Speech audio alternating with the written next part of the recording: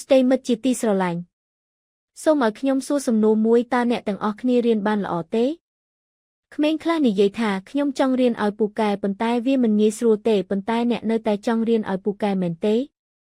ដូច្នេះតើយើងត្រូវការអ្វីដើម្បីរៀនឲ្យពូកែត្រូវហើយ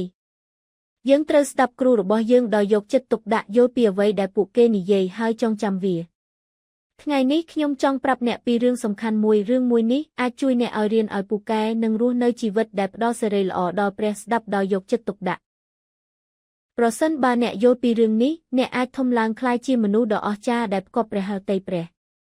ដើម្បីរៀនឲ្យពូកែយើងត្រូវការប្រាជ្ញាប៉ុន្តែប្រាជ្ញាមិនមែនជាអ្វីដែលយើងអាចទិញដោយលុយបានទេប្រាជ្ញាគឺជាអំណោយពីព្រះគ្មានសាលារៀនណាមួយក្នុងโลกនេះអាចបង្រៀនប្រាជ្ញាបានពិតប្រាកដនោះទេមានតែព្រះទេដែលអាចប្រទានប្រាជ្ញាដល់យើងព្រះយេស៊ូវបានសន្យាថានៅពេលដែលយើងអានព្រះគម្ពីរហើយអធិស្ឋានថាព្រះជាម្ចាស់ឲ្យសូមប្រទានប្រាជ្ញាដល់ទូបង្គំផងព្រះជាម្ចាស់នឹងប្រទានវាដល់យើងដូច្នេះតើប្រាជ្ញាជាអ្វីប្រាជ្ញាមិនមែនគ្រាន់តែជាការដឹងរឿងជាច្រើននោះទេប្រាជ្ញាមានន័យថាការយល់ដឹងអំពីអ្វីដែលកំពុងកើតឡើងការដឹងពីអ្វីដែលត្រឹមត្រូវនិងការជ្រើសរើសធ្វើអ្វីដែលត្រឹមត្រូវឧទាហរណ៍ប្រសិនបើមិត្តរបស់អ្នកដួលប្រាជ្ញាគឺជាការជួយមិត្តរបស់អ្នកជំនួសឲ្យការដើរកាត់នៅពេលដែលអ្នកត្រូវបានលបួងឲ្យនិយាយកុហកប្រាជ្ញាគឺជាការជ្រើសរើសនិយាយការពិតដូច្នេះប្រាជ្ញាមានន័យថាការប្រើប្រាស់អ្វីដែលយើងដឹងតាមរបៀបត្រឹមត្រូវក្នុងជីវិតប្រចាំថ្ងៃរបស់យើងព្រះគម្ពីរក៏បង្ហាញយើងពីសត្វមួយក្បាលដែលបង្រៀនយើងអំពីប្រាជ្ញាដ៏អស្ចារ្យរបស់ព្រះសត្វនោះគឺសត្វអូតតើអ្នកដឹងទេថាវាលខ្សាច់មានលក្ខណៈបែបណាមានទឹកតិចតួចណាស់វាក្តៅខ្លាំងនៅពេលថ្ងៃនិងត្រជាក់ខ្លាំងនៅពេលយប់ប៉ុន្តែសត្វអូតរស់នៅបានល្អនៅក្នុងវាលខ្សាច់ហេតុអ្វីបានជាដូច្នេះពីព្រោះព្រះបានប្រទានប្រាជ្ញាដល់សត្វអូតដើម្បីរស់នៅក្នុងវាលខ្សាច់តើអ្នកបានឃើញផ្នត់នៅលើខ្នងរបស់សត្វអូតទេមនុស្សជាច្រើនគិតថាវាផ្ទុកទឹកប៉ុន្តែតាមពិតវាផ្ទុកជាតិខ្លាញ់ដែលសត្វអូតអាចប្រើសម្រាប់ថាមពលដោយសារតែរឿងនេះសត្វអូតអាចរស់បានរយៈពេលយូរដោយគ្មានទឹកសត្វអូតអាចផឹកទឹកបានច្រើនក្នុងពេលតែមួយហើយប្រើវាយឺតនៅក្នុងខ្លួនរបស់វាជើងវែងរបស់វារក្សារាងកាយរបស់វាឲ្យឆ្ងាយពីខ្សាច់ក្តៅហើយជើងធំទូលាយរបស់វាជួយពួកវាដើរលើខ្សាច់ទន់